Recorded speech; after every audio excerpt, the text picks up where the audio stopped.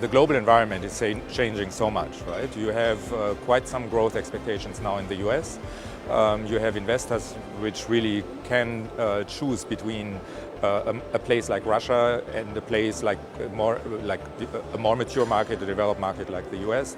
So the competitive landscape for Russia is changing.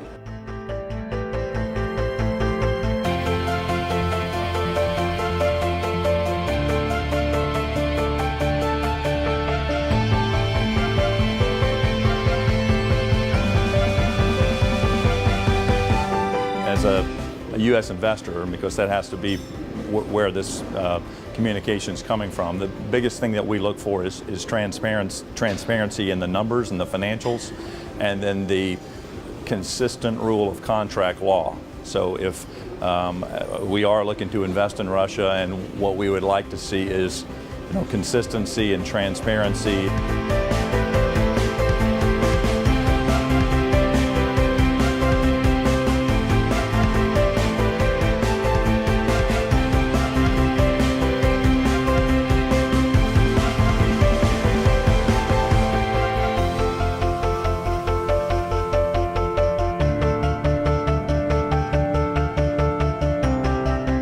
There's an additional reason for the shakeout in emerging markets, which is the way in which people are beginning to have a little rethink about whether growth slowing down in emerging countries is not just a China problem, but actually it's in Russia, it's in Brazil, it's in Turkey, it's in Mexico.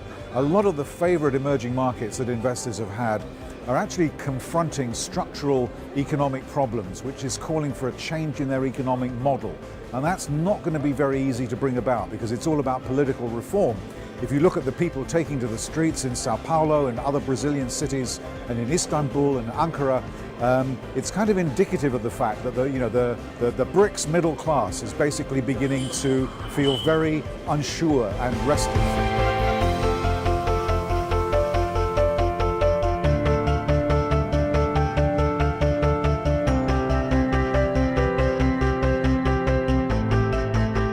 When you think about infrastructure, it's really just one of the areas that I think countries, cities, what have you, can really differentiate themselves vis-a-vis others in the global marketplace.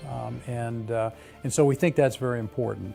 In today's world, and you think about global capital markets, and you think about what choices investors have, they're going to be looking at the competitiveness of a country and of a city, and infrastructure is one of the most important areas that investors will be looking at, ease of doing business, etc.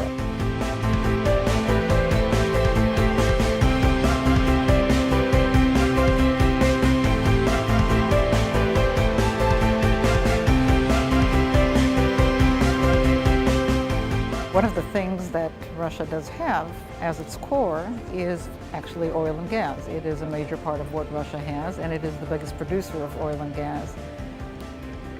What it has not done is taken the industries around oil and gas, equipment, services, and so on, and actually created a Russian component. It is importing most of those services.